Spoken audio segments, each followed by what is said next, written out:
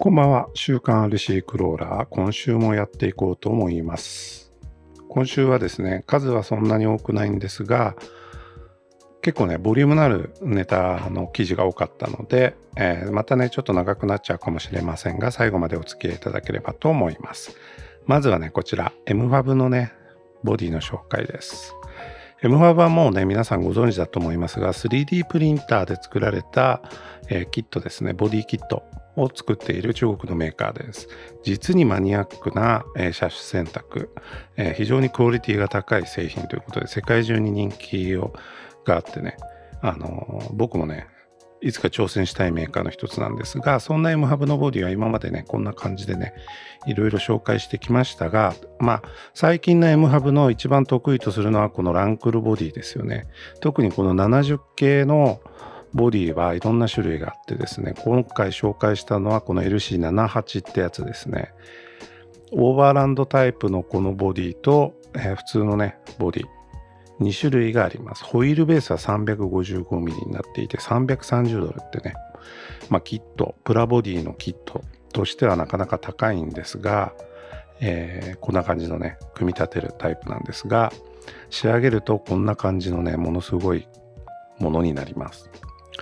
78と79、これ奥が79で手前が78なんですが、奥の79っていうのはこれダブルキャブのピックアップタイプなんですよね。で、これもうホイールベースめちゃくちゃ長いです。で、78っていうのはこれハードトップがついていて、しかもダブルキャブじゃないんですよね。なんで79よりはホイールベースが短い。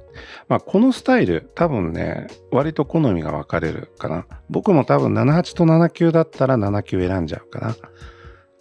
これはね、なんかオーバーランドなんでベッド、なんかこういうのがついてる、別売りのベッドがついてるんで、こういうスタイルにはなっているんですが、こんな感じ。MFAB のね、製品はね、実はそのシャーシも、今度ね、ブログで紹介しますが、シャーシも MFAB が作っているんですよ。ホイールベース長くてね、対応しきれないんだよね、市販のシャーシだと。その辺もね、やっぱね、すごいですよね。こういうメーカー。そして、これね、BBX の先行レビューがアメリカでは始まっていますってことでね、皆さんのね、動画をね、紹介している、簡単な記事なんですけれども、そうなんですよね。タミヤの製品って基本やっぱアメリカで初めに発売されちゃうんですよね。日本のメーカーなのに。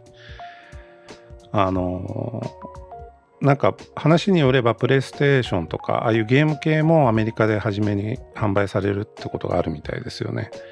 やっぱ市場規模の違いなんでしょうね。ただね、ちょっと残念ですよね。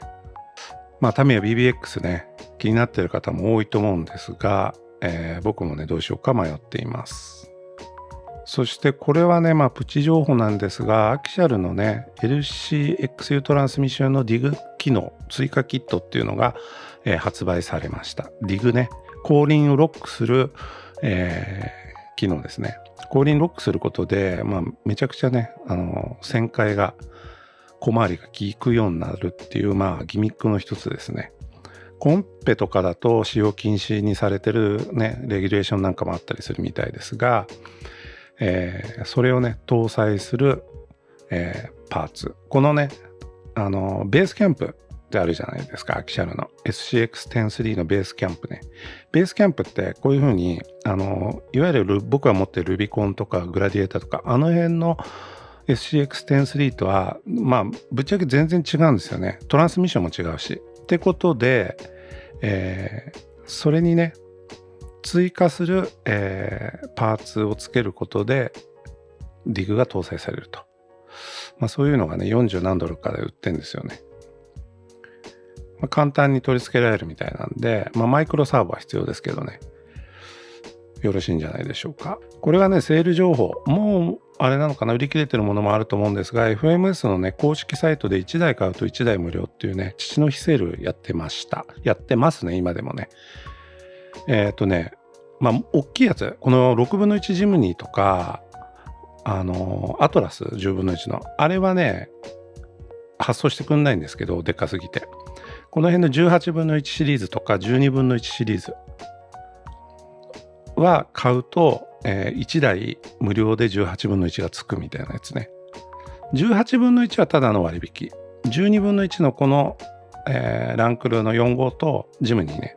これ買うと、この18分の1のこのどれか無料で選べるよっていうやつで、送料もなんと無料っていうね。なんでかなりお得なセールです。いつまでやるのかな？ちょっとわかんないですね。ちょっと見てみようか。あれ？なんかまだやってるっぽいですね。まだやってるっぽいです。そしてですね、タミヤの CC02 のランクル300ね、これね、6月24日に発売するんですが、このスペアボディがね、早くもね、登場しておいて、これがね、6600円で、定価ですね、販売されるそうです。CC02 持ってるならね、このボディだけ買ってね、乗せ替えるっていうのもありかな。それにしてもね、この300のボディ、どうですかね。ラジコンとしてこれをかっこよく仕上げていくのって意外と難しいよね。もう完全に現代のもう SUV ですもんね、これね。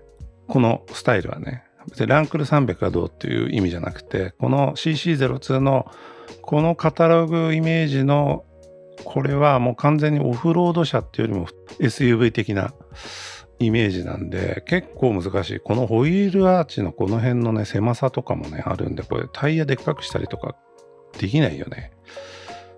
難しいボディな気がします。そして久々の 3D プリンターネタなんですが、無料のねデータを使ってねこういうねラジコン用のスタンドをね作ってるっていう話です。エレメントエンデューロナイトランナーのパーツを印刷してるんですけれども、やっぱ 3D プリンターって調整が大事なので、こうやってねプリントしてその高さとか熱とか温度とかそういうものをねいろいろ調整するんですけど、そういうテストも込めてこういうのを作っています。これはねエレメント用のスタンドですね。で TF2 ねRC フォーウィールドライブのスキット部分こうなってるんで、こういう風にね真ん中が空いてるやつじゃないと乗らないんですよ。結構ねスタンドって相性ありますよね。このスタンドすごいシンプルでいいんですけど、これね TF2 に乗せるとプロペラシャフトの部分がねここのバーのとこにね当たってね全然乗らないっていうね。なんで J8 に乗せてるんですけど、これはアキシャルのやつね。でやっぱねなんかアキシャル用とかエレメント用とかってなんかね作ってくれてる人いるんですけど、やっぱそれ使うとねバッチリ合いますね。でもこういうね穴にねはめ込むようなタイプの製品だとどうしてもねミリ単位の精度が狂うんで、これは僕の技術の問題でもあるんですけど難しいですね。削って入れてネジ止めするとかしかないんですよね。難しいってことで新しい 3D プリンター欲しいなとかって今考えてますが、ちょっと買わないとは思いますけどね。最近の 3D プリンターってやっぱどんどん進化していて、まだまだね進化過程にあるんですけれども、最近ね、よく話題に出てくる動画とかでもね比較される、最新型のプリンターっていうと、まずはこれクリアリティの K1 ですね。 K1MAX もありますけど、そして、バンブーラブっていうのかなの P1P とか X1 っていうこの機種、この2機種がですね、比較されること多い製品ですね。特徴はとにかく速度が速くて造形が綺麗っていうことらしいです。この辺はラジコンと関係ないんでね、すっ飛ばしていただいて結構なんですが、3D プリンターってやっぱファームウェアがあるわけですよ。基本となるねソフトがね、機械を動かすためのソフト。これがね、クリッパーっていうのとマーリンっていうのが、この FDM プリンターの中では主流なんですけれども、マーリンっていうね僕が使っているプリンターとかもうほぼほぼのプリンター今までのものは全部マーリンファームウェアっていうので作られていた動いていたんですけれども、一部のねマニアックな人たちが作ったDIY プリンターとかだとクリッパーっていうねファームウェア使われていたんですよ。で最近のこういう出てきている市販のプリンターでもクリッパーっていうのがね搭載され始めててめちゃくちゃ早いらしいです。 3D プリンターってほんと1個作るのに12時間とか1日とか2日かかるものもあるんで、これを使えばね、それがね、4倍5倍って時短できるわけですね。しかもね、フルカラーじゃないや、これは4色か。で最大16色までこれ増設できるそうで、フルカラープリントみたいな感じで、できる製品もあったりするそうです。ただね、25万円ですね。高いね。この K1 っていうのは、確かね、8万5、6千円でね、日本の Amazon でも買えます。欲しい。そして僕の RC フォイルドライブのモハベ2のね、ボディ、シェイクダウンしてきましたよって話です。作ってね、時間が経つとね、愛着出てきますよね。はじめホワイト、微妙化だったかなとか思ったんですが、ホワイトでね、良かったな。かっこいいなと思ってます。問題はね、ボディのね、脱着がめんどくさいとか、あと足回りが硬いとか、その辺ですが、その辺はおいおいね、カスタムしていこうと思ってみるのと、あとは LED ね、光らせたいよね、やっぱね、ここね。その辺もやっていこうと思ってます。いや、それにしてもね、かっこいいね。なんて自分のマシンなんで言ってますが、このボディほんとね、名盤っていうか名品ですよね。これはね、2台3台持ってても全然いいボディですね。ダブルキャブが特にまたかっこいい。マジでかっこいいと思います。そしてトラクションホビーの F150 ですね。8分の1スケール。これのね、連載企画みたいのをね、しているんですが、F150 のブルーバージョンのボディね。これの走行時の、紹介ブログですね。動画にもそのうちします。こんな感じでね、泥まみれになって遊んでいます。これね、日本の代理店さんからの貸し出し機です。メーカー貸し出し機なので、ちょっとね、躊躇したんですが、もうがっつり遊んじゃってくださいという、お許しが出たのでですね、こんな風にですね、遊び倒しました。でもね、全然ぶっ壊れることもなく、水にも強かったですね。非常にね、4セルで走らせるとハイパワーでね、楽しいマシンでしたね。そして、新製品ですね。今日の朝出たやつですね。トラクサス TRX4 スポーツのハイトレールエディション。これがね、登場しました。またハイトレールエディションにね、新車種が追加されました。TRX4 スポーツっていうとね、これですよね。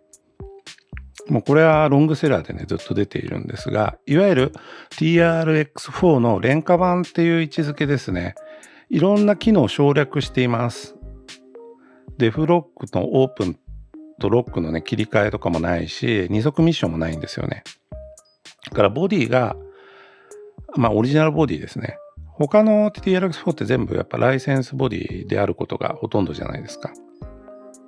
その辺を省略することで価格を抑えているっていう製品ですね。ちなみにこれはキット版もあります。それのハイトレールエディションっていうものが出てきたってことですね。ハイトレールエディションは3台今まで出てるんですが、その中で、こういうね、ライセンス系ボディではないスポーツ版のね、ハイトレール版が出てきたっていうことで、価格もね、だいぶ抑えられています。これはね、欲しいね。こっちの方のハイトレールもいいんだけど、ガンガンガツガツ走らせるタイプだとこれいいんじゃないでしょうかね。そしてね、この限定色、限定じゃないんですけど、特別色っていうのが、10月以降になったら世界中で販売されるみたいですね。このグレーとグリーンのね、かっこいいですよね。で、アクセサリーパーツがね、こんな風に初めから搭載されています。これはね、普通の TRX4 スポーツにはついていないオプション扱いの製品でした。キット版の TRX4 スポーツにはこれはついてるんですけどね。で、レッド。かっこいいね。ブルーもいいね。そしてグレー。やっぱグレーかな。アイキャッチ的にね。こういうハイトレールなんで、車高高いです。そしてタイヤも 2.2 インチででかいです。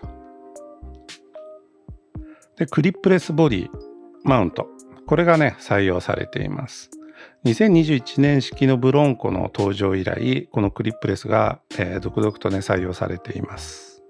ってことでですね、今週はですね、TRX4 スポーツのハイトレイルエディションで締めくくりました。またね、来週よろしくお願いいたします。さようなら。